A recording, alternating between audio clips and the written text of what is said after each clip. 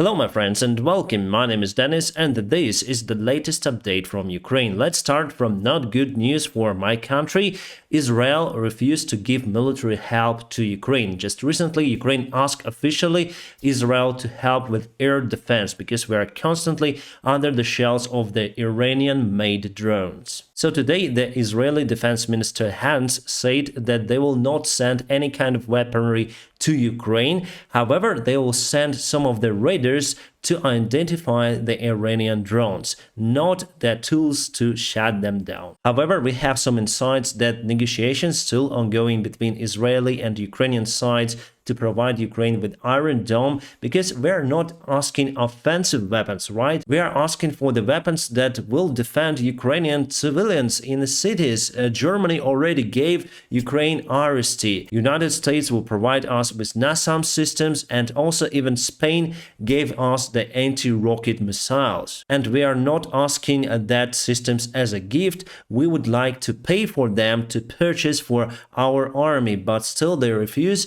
Finally, I hope this problem will be solved, but unfortunately in not nearby future. We really struggle without the proper air defense. Today it was reported that 40% of Ukrainian power plants were damaged severely or even destroyed. Well, and my personal opinion about this question, why Israel is not providing us with weapons, basically they have political crisis in a country. It goes for a very long time, and they have this Russian representatives in the parliament, ex-Russian or Soviet citizens that have some power. That is why they're not risking, to create more conflict in the politician area of Israel itself. So still, I think this issue could be solved in a favor of Ukraine. And what wonders me with that reaction, that Iran is the greatest enemy of Israel. So Iran may test their drones and rockets in Ukraine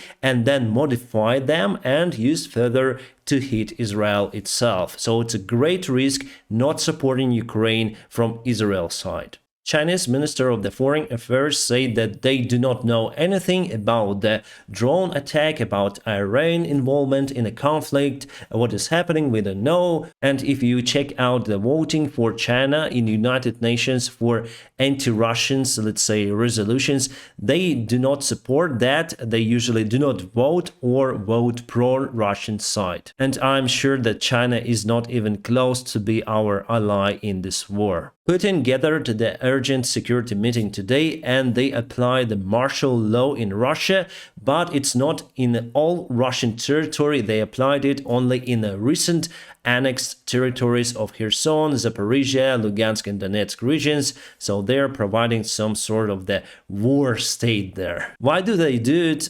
I don't know. It's like their internal business. For us, it's not a difference. We'll continue to go and take back our territories. And again, Kyiv was under attack today. I heard lots of loud bangs, and this rocket, this is the remain of the rocket, as you can see with those kind of wings, it's the cruise missile for sure that was launched from Rostov-on-Don, and this was hit in Kyiv region and fell down. So I am more afraid about those rockets falling down than they're hit by our air defense, because simply you cannot forecast the trajectory of the rocket, then it's just falling down. So it's better to go to the basement, to the shelter for the time of the air rains. It was a report that the Ukrainian army started the counterattack near to Pyaty-Hatke and Suhanova from this side again. And there are some reports that Russia is moving civilians out from the city together with their troops, and we cannot use our artillery to hit that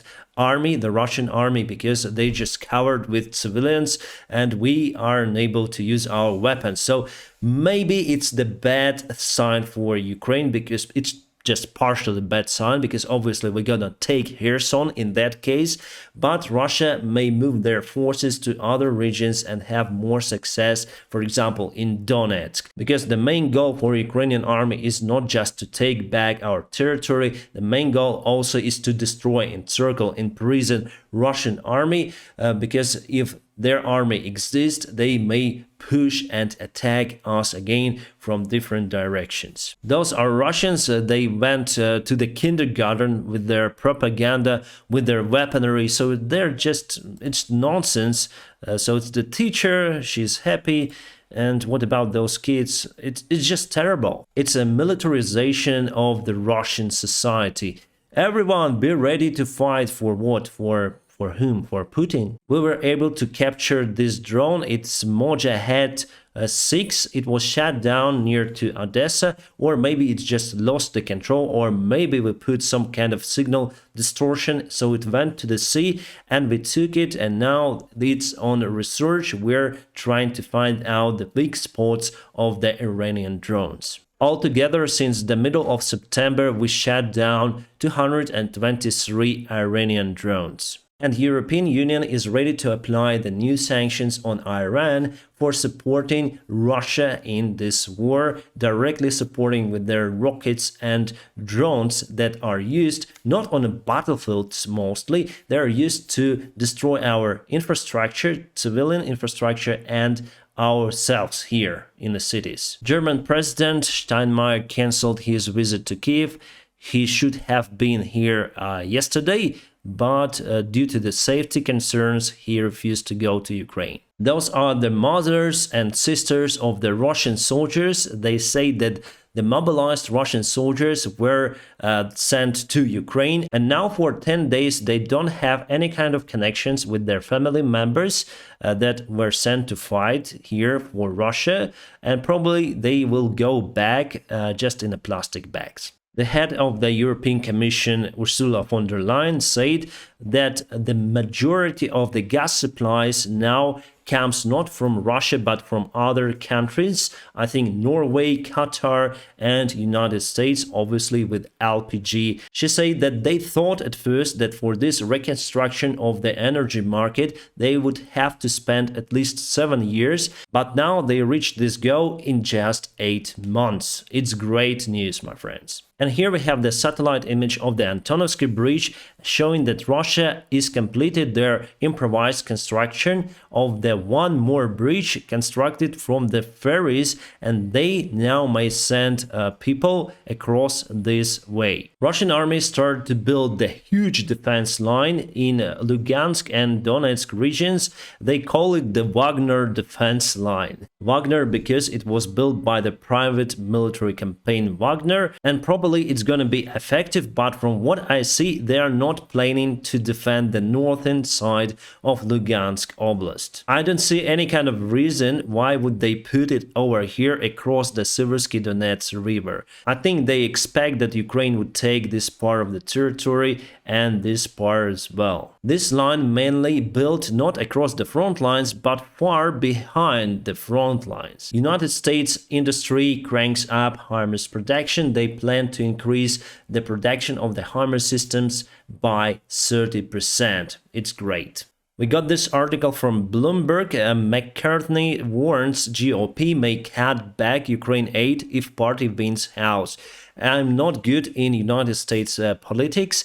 As I understood it, if Republicans would have majority in further elections next month, they may cut, so at least this article says that they may cut some of the aids to Ukraine, like military aids or something. I don't really know, but what I know that the land lease law is already applied to Ukraine, and it just requires the sign of the president and approval of Pentagon.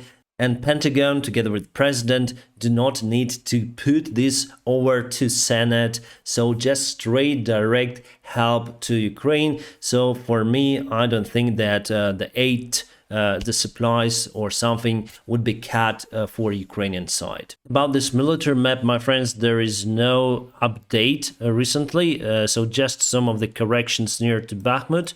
So Russia is here, very close to the city. It was yesterday, and it's confirmed for today. They still took this crossroad and controlling it, but there is no any big movement all across the front lines, even though it was reported that the Ukrainian side is going on offensive somewhere here, but we don't see it on a military map. So I still expect that we're gonna take this part very soon near to Kherson, and we will go on a further counterattack to take back Ukrainian territory. As for today, President Zelensky said that 3 of the electrical power plants were destroyed or severely damaged, so that is why we will have maybe some kind of blackouts across the country again. So if I'll not upload my video for tomorrow, day after tomorrow, or some kind of other day, sorry my friends, I try to be consistent. I want to film the videos, I want to upload them regularly every day, but for that I need at least